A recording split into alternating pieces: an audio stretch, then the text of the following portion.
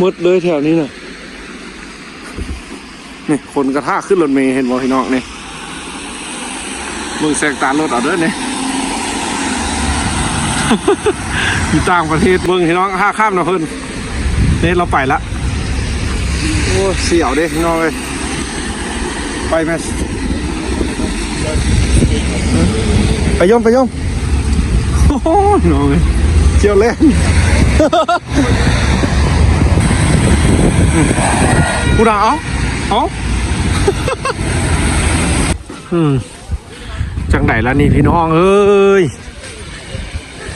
อยู่ต่างประเทศกับไฟดับเนาะตายเคยเห็นเด้อนี่ เมื่อนั้นรถจนได้บีบแก้วเขาบ่เห็นเท่าไหร่อยู่เยืองโคมเยืองไฟเด้โอ้รถบ่เห็นเขาเด้อ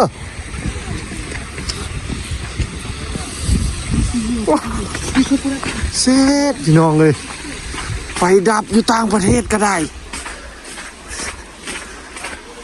โอ้เบิ่งเด้อข้ามเส้นทางนะเยืองไฟโทรศัพท์เลยเด้อเห็นบ่เขาบีบแก่กิ๊กๆค่ะเบิ่งแต่ละตึกก็บ่เห็นไฟมาเลยเป็นอย่างระบาดนี้อยู่รัสเซียพี่น้องได้ยินเห็นแต่แสงตารถ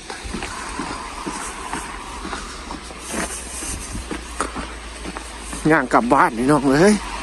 มืดคือมืดเลยบ้านนี่ไปบ่มาแต่ตึกนั้นตึกนี้ฮัดบ่มาหลายตึกเด็บบ่มานี่ไฟนี่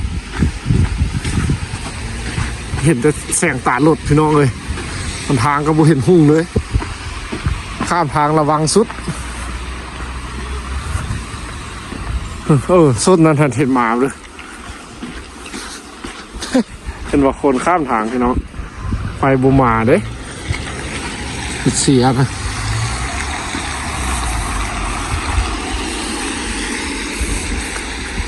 เซตบาทนี่มีคนย่างมาได้เนี่ยย่างมือแรงนะ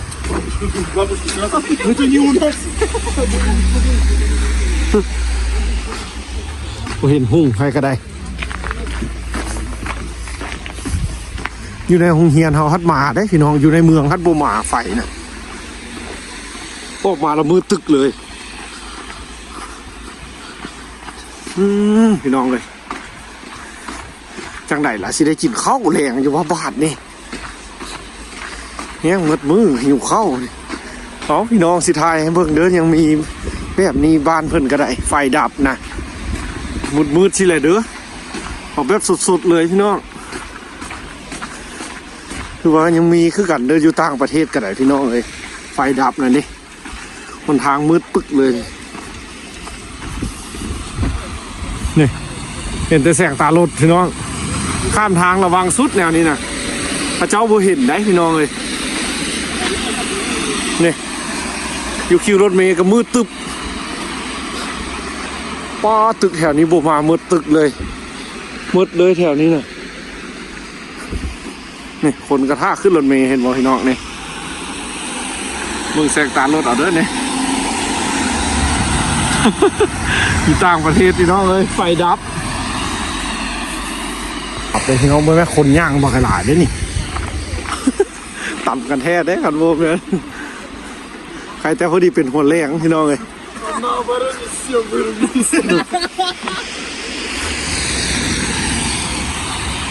มึงแต่รถนะย่านแต่อุบัติเหตุคันเป็นอย่างนี้นะเพราะว่าน้ำกับสวัสดิ์สีมากำลังละลายได้นี่แต่เขานี่สิได้กินข้าวแรงบ่นี่พี่น้องเลยสิเฮ็ดจากไหนระบาดนี่จากมือได้สิมาแล้วนี่บัดอยู่ในโรงเรียนทัดมาได้พี่น้องไฟอยู่ในโรงเรียนเขาแต่ไฟในเมืองบ่มาพี่น้องนี่เบิ่งตึกได้นี่เขาย่างมานี่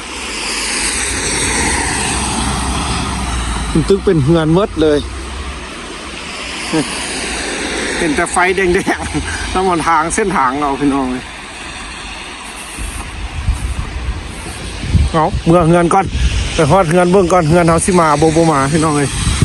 คือสิแม่นบ่มาและเส้นทางเดียวกัน เมืองรถหลังโอ้ยานถึงอุบัติเหตุไฟแดงกับบูมีเอาไฟแดงกับบูมีพี่น้องเอ้ยโอ้เกิดอยู่ตั้งแดดเด้อเบิ่งสิท้ายเบิ่งพี่น้องอยู่ไฟแดงบูมีไฟแดงไปสะเลย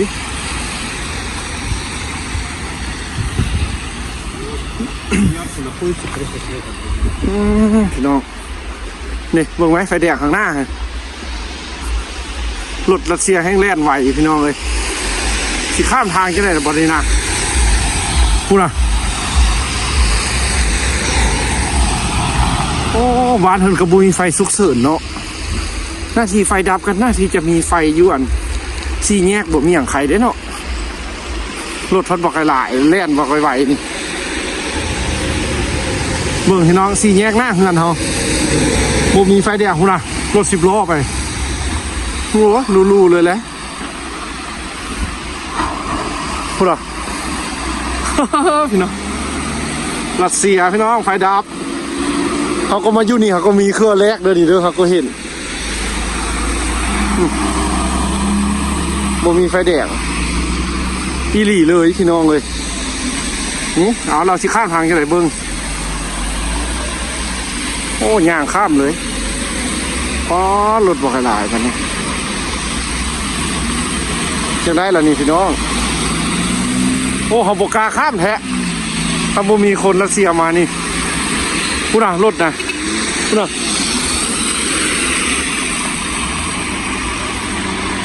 ไฟดับเบิดเลยพี่น้องเลยเงินสารบ่เห็น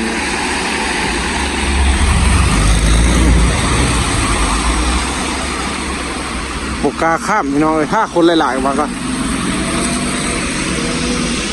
พูดนะเขาเจ้าแล่นรถไหวได้รัสเซียพี่น้องเลยนี่เอาเสียจะไหนเอาอันนั้นก็รถลากเอาเฮ้อพี่น้องมาอยู่นี่จะ6 ปีแล้วพี่น้องอยู่ที่กลับบ้านละนี่เอาบ่เหลือแท้คันดับดุนนี่พี่น้องบ่เหลือแท้เมืองรถไหมเขาเจ้าเล่นบ่ค่อยไวเลยพี่น้องเลยนั่นก็บีบแก่มาเถอะคุณ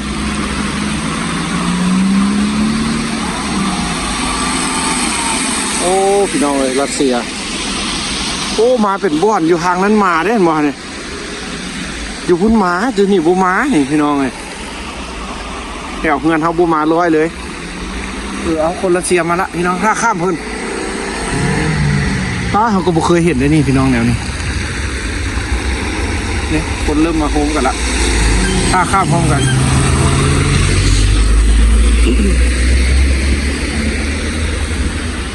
น้องเมืองเขาจะสิไปยังไงข้ามยังไงได้ไต่โคราชเมืองพี่น้องห้าข้ามนะเพิ่นเนี่ยเราไปละโอ้เสียวเด้พี่น้องเลยไปไหมไปย่มโอ้โหน้องเลยเจียวเล่น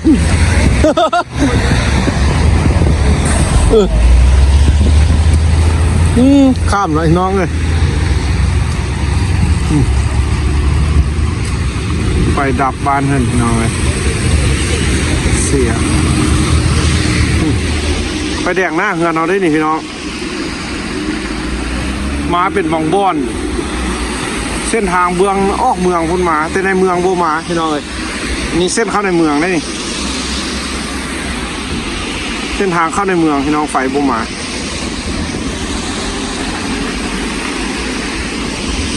เอาพี่น้องเอ้ยถ่ายให้เบิ้งเขากำลังย่างเมืองเฮือนเขาเบิ้งจากน้อยพี่น้องเลยพอดี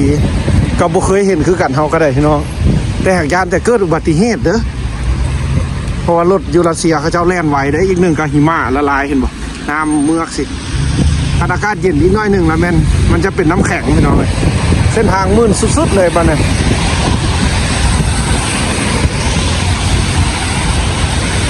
เอาพี่น้องเลยอันนี้ก็อีกเหตุการณ์หนึ่งยูรัสเซียไฟดับพี่น้องเนี่ยรถทับหลายเดี๋ยวนี้พี่น้องเลยพูดอ่ะมันเป็นเสียงแก่พี่น้องเลยอ๋อโอ้บึงคนข้ามทางได้ข้ามพร้อมกันหลายๆคนพี่น้องเลยเนี่ย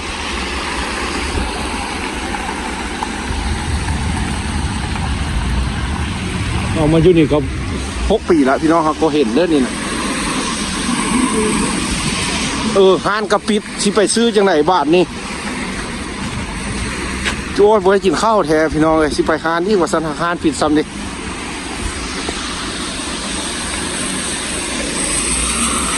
เว้นกลับบาทนี่ที่ไวไหนพี่น้องอยู่รัสเซียน่ะรถบ้านเพื่อนน่ะนี่ต้องไหม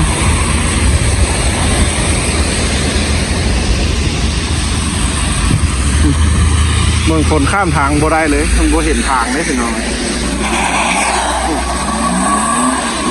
ที่ไวเด้พี่น้องรถอยู่รัสเซียน่ะอุทยานสุดๆนี่ไฟดับแบบนี้พอดีสิถ่ายให้เบิ่งเลยพี่น้องอยู่4 แยกเดินหน้าเฮือนเฮานี่แหละ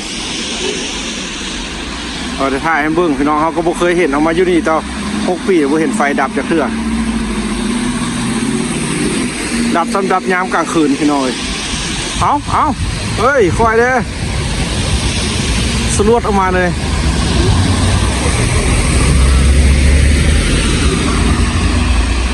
มืดปิ๊กพี่น้องแถวนี้นะไม่กินข้าวละห้านขายเครื่องกับโบเปิดพี่น้องไปเมืองเฮือนพี่น้องวันนี้นะ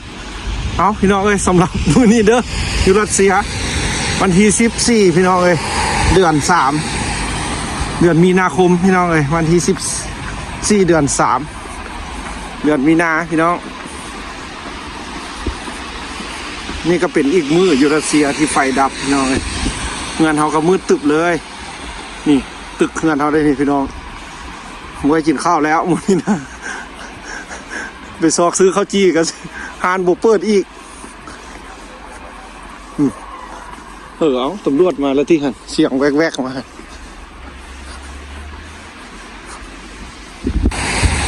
เอาพี่น้องไปเจอกันมื้อหน้าเด้อพี่น้องมื้อนี้กับไฟดับเด้แบตโทรศัพท์ของก็สิไปซากใส่บ่ฮู้เลยนี่การได้อัพคลิปให้พี่น้องเบิ่งก็สิเป็นมื้อต่อไปเด้อแนวใดก็ฝากเป็นกำลังใจเด้อพี่น้องคือว่าชีวิตอยู่พี่น้องขอบใจหลายๆที่ยังเป็นห่วงเป็นใยชีวิตของพวกเขาอยู่พี่น้องพี่น้องคนลาวที่มาอยู่รัสเซียพี่น้องฮอดเงินแล้วพี่น้องดับแท้ๆ100%เลยเงินเฮาเอาไว้เจอกันใหม่คลิปหน้าพี่น้องสำหรับอยู่รัสเซียมื้อนี้พอดีเขาเลิกเรียนแล้วก็ถ่ายเบิ่งพี่น้องแต่เป็นห่วงแต่คนข้ามทางกับอันนั้นเด้อกับรถที่เพิ่นแล่นไว้กับหิมะมันมืดได้พี่น้องนี่เงินเขาจะไฟแอร์โอ้เก่งเลยพี่น้องแนวนี้ป้าเป็นตะยานแต่รถเด้อไปเจนไปเจนไหนล่ะบัดนี้ตรงนั้นห้างอยู่บ่ได้เปิดเลยห้างก็บ่เปิดรถมาครับเขาบ่เห็นหุ้งเลยว้ายพี่น้องไปเจนไหนล่ะบัดนี้ไข่ตู้ได้เวลาไฟดับสิจะไข่มึงรู้เคยเห็นอยู่เนี่ยว้าวมันจะใส่กันแล้วปุ๊จ๊ะบุได้ยันเลยเอาพี่น้องเขาฮอดเงินเลยเด้อพี่น้องเลยดิเงินเขาก็เป็นมืดสิแหละไฟดับพี่น้องเลยบุได้กินข้าวแล้วมึงไปห้านวะบ่มีห้านกระปิดกูก็ไปยืนเมื่อกูเห็นมืดคืออยู่กำลังจะรีบเลยไข่กันอยู่หันละยังแต่ไข่เชื่อจะไหนละดังไปไปเมื่อ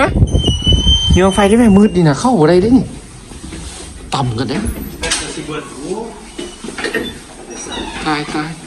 น้องฮอดงานแล้วเด้อพี่น้องฟืดมืดคือเลย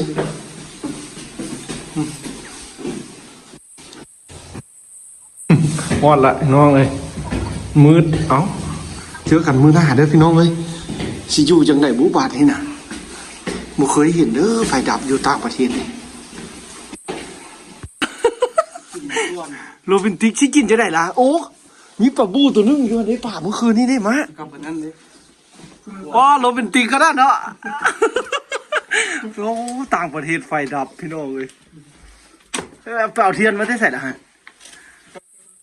เทียนวันเกิดเอากินเงินเครื่องก่อนตอนนี้